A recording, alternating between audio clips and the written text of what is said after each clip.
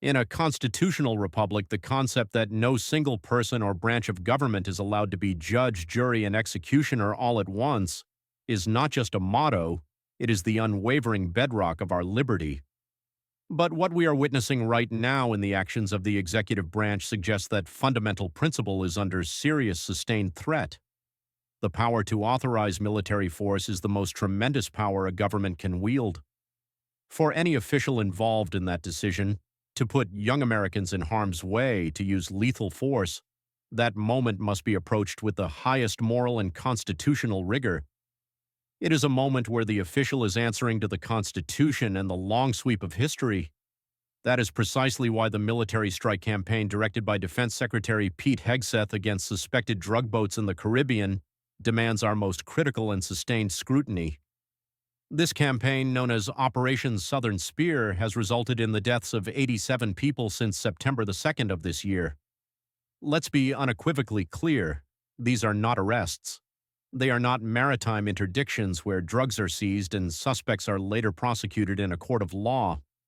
We are talking about the use of our most elite special operations forces to conduct what legal analysts are calling extrajudicial executions at sea, without a trial, without the basic protections of due process, and entirely outside the established legal and judicial framework that the U.S. Constitution and decades of legal precedent demand.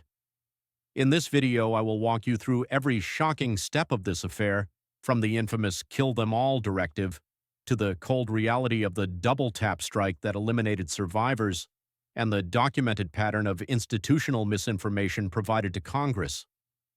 Crucially, I will break down why this is an unprecedented crisis for the rule of law, how it dramatically erodes American global credibility, and how this quiet expansion of executive power could profoundly impact your personal rights and your sense of legal security at home.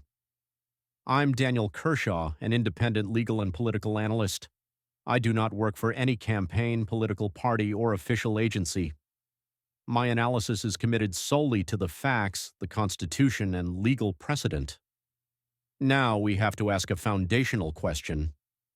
When the government's highly political fight against transnational crime deliberately casts aside constitutional due process, where exactly does the line between a strong, decisive executive and one that places itself above the law truly lie? To properly grasp the severity of Operation Southern Spear, we must first place it within its proper historical and legal context. This situation is defined by a fundamental category error, a deliberate conflation of two distinct, legally separate functions of government: waging war and enforcing domestic or international law. For generations, the American approach to drug interdiction on the high seas was meticulous and legally constrained. It was handled by civilian law enforcement agencies, primarily the Coast Guard and the DEA, supported by military assets only for surveillance and logistics. The procedure was clear and legally sound. The vessels were tracked, boarded, contraband seized, and suspects were brought back to U.S. courts for prosecution. This method, while sometimes difficult and slow, was designed to respect the rights of the accused under our Constitution and international law, providing a crucial check on the power of the state. Operation Southern Spear tears up this established playbook. It employs our most elite special operations forces, units trained and designated for counterterrorism against imminent threats, to conduct lethal airstrikes against individuals suspected of being criminals. The shift is radical. A law enforcement problem has been recategorized as a military problem. The administration's attempt to provide legal cover is highly disturbing to the legal community. The Justice Department's OLC produced an opinion arguing that the U.S. is engaged in a non-international armed conflict with these drug trafficking organizations. The legal theory holds that if we are at war, military personnel are operating under the laws of war, thus shielding them from domestic prosecution for lethal force.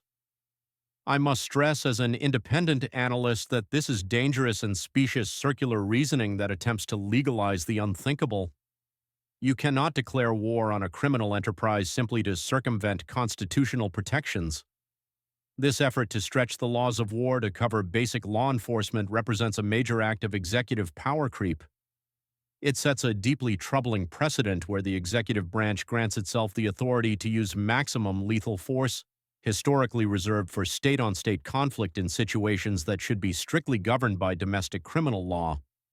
Furthermore, the use of special operations units, designed for quick, decisive action against imminent threats, for what amounts to surveillance and execution in a law enforcement theater, is a gross misapplication of our most sensitive military resources. This institutional confusion is not accidental.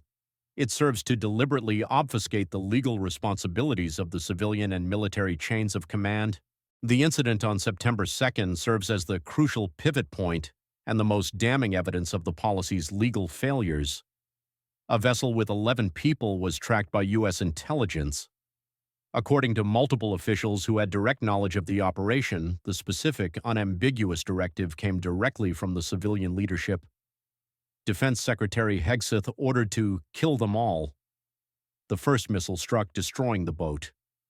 But as commanders watched the live drone feed, they spotted 2 survivors clinging desperately to the wreckage. This is the moment that has produced shockwaves across the legal community. Rear Admiral Frank Bradley, overseeing the operation, ordered the second strike, the notorious double tap, to ensure the initial directive of total elimination was fulfilled. The justification was purely utilitarian. The survivors were deemed legitimate targets because they might have called for help or salvaged drugs. The 2 men were executed in the water. The institutional response to this event is what triggered the political crisis. When initially briefing Congress, the Pentagon claimed the second strike was solely to sink the boat and remove a navigation hazard. This assertion was immediately rejected by lawmakers from both sides of the aisle. The idea that a burning boat in the middle of the vast Caribbean Sea poses an existential navigation threat requiring a lethal missile strike, specifically one that killed clinging survivors, is not credible. The subsequent behavior of Secretary HEGSETH, first denying the specific kill-them-all order, then claiming he was absent when the survivors were spotted, only exacerbated the problem. This demonstrated a profound lack of accountability and a failure of leadership. In the civilian leadership of the military, you must either own the decision or you do not deserve the office. The pattern of claiming credit for decisiveness while simultaneously distancing oneself from the lethal consequences is a clear indication of a leadership that prioritizes political optics over constitutional responsibility. This is not mere political theater. It is a fundamental attack on the principle that the civilian chain of command must accept full, unvarnished responsibility for its orders. The administration's only defense rests on its assertion that the victims were narco-terrorists. But this is precisely where the legal system is supposed to function, to test that assertion in a court of law. Law enforcement officials and military experts have raised serious doubts about whether all 87 victims, particularly the 11 on the first boat, were high-value combatants. The public accusation by the Colombian president that innocent fishermen were killed in these strikes makes the situation critically volatile. This is the crucial constitutional lesson for every American.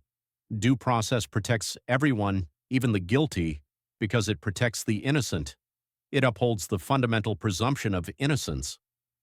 If the executive branch is allowed to use extrajudicial lethal force based on suspicion and classified intelligence that is not subject to adversarial review, simply by labeling the victims terrorists in a self-declared armed conflict, then the foundational protection afforded to every citizen by the Fifth Amendment is functionally destroyed. The law is not supposed to be a tool that serves the powerful. It is supposed to be a shield that protects the common citizen. This precedent fundamentally alters the relationship between the government and the governed, introducing a level of fear and uncertainty that is incompatible with a republic. The powerful bipartisan reaction from Congress, including senior Democrat Jim Himes, who was visibly shaken after viewing the classified footage, and the joint statements demanding vigorous oversight from key Republican and Democrat committee leaders, shows a deep, concerning erosion of trust. Congressional oversight is not a polite request, it is a mandate enshrined in the Constitution. When the executive branch deliberately misleads Congress about lethal military operations, it poses a direct and tangible threat to the democratic governance that sustains our entire system of checks and balances. The deliberate classification of evidence that would allow the public to judge the conduct of the government is itself an act of democratic corrosion, ensuring that the critical debate on the use of force happens behind closed doors, away from the citizens who are supposed to be sovereign. The global consequences are equally devastating. The U.S. spent decades establishing itself as the global leader, upholding the rule of law and condemning extrajudicial killings. This campaign actively and overtly undermines that moral authority.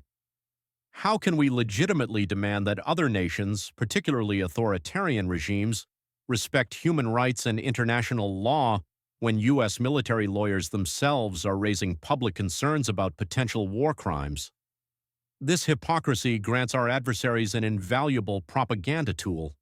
It creates a global atmosphere where the U.S. is seen as another nation that believes might makes right, rather than a leader committed to the rule of law. If you are a working American, paying your taxes and simply expecting the system to play by the rules, this matters directly to your sense of legal safety. The expansion of unchecked power by the executive branch in one domain inevitably leads to its expansion in others. The precedent set by bypassing the courts for criminals abroad creates a legal pathway to bypass courts for domestic issues like immigration, surveillance, or even challenging economic policies. This situation sets an unprecedented and profoundly dangerous precedent for the future of executive power. The logic being applied is a massive unchecked expansion of the president's authority to wage war. The core fear, shared by constitutional scholars, is the concept of executive power creep. If a president can unilaterally declare war on a domestic criminal problem to bypass the courts, then the template is set for the next administration. What prevents the next president from designating any politically challenging group, protesters, certain political activists, or even non-compliant journalists, as targets for military-style action, all under a fabricated banner of national security? This story has all the ingredients necessary for a prolonged legal and political crisis. Sustained congressional pressure. The pressure for the full, unedited footage will not subside. When, through subpoena or leak, that footage is eventually released, public opinion will shift dramatically against this policy. In a democracy, policies cannot be sustained if the public is actively kept ignorant of what is being done in their name. International legal challenges. The legal action already filed by victims' families with the Inter-American Court of Human Rights ensures the U.S. will be forced to publicly defend extrajudicial killings on the global stage, severely damaging our reputation regardless of the outcome. Future legal liability for personnel. This is the most serious long-term legal risk. Seasoned military lawyers are publicly and repeatedly warning that U.S. personnel involved could face prosecution for war crimes or murder under U.S. and international law. This is the ultimate danger of unlawful orders. Administrations change, legal interpretations change. An order that is fundamentally unlawful offers no true protection to those who carry it out, placing our dedicated service members in an intolerable position of legal risk and ethical conflict. If you are a working American who expects the system to play by the rules and protect your rights, this is the story that should send a serious and sustained chill down your spine. What makes America truly exceptional is not our military strength, but our unyielding historical commitment to the rule of law. It is the principle that no one is above the law, not the president, not the Secretary of Defense, not even someone fighting against dangerous criminals. When we abandon that principle, when we opt for extrajudicial execution over due process, and when we prioritize institutional secrecy over public accountability, we are not protecting America. We are betraying the very ideals upon which the American experiment was founded. Simple violence will not solve the complex global problem of drug trafficking. This strategy is destined to fail because you cannot dismantle sophisticated criminal networks simply by blowing up boats, nor can you build the necessary international coalitions when you act as the world's sole judge and executioner. We must demand better transparency from our leaders. We must demand that Congress fully exercises its constitutional duty. We must demand that our military operations follow all the law, including the domestic and international conventions that protect every person. The final question I leave with you is this: With the integrity of our legal institutions on the line, where do you draw the line between a necessary assertion of executive power and a dangerous, corrosive disregard for fundamental constitutional rights? Share your perspective in the comments below. If you want to continue following independent, nonpartisan analysis on how critical legal and political decisions like this directly impact your rights and your tax burden, please check out the videos in our Executive Power Oversight playlist and consider subscribing to the channel. Thank you.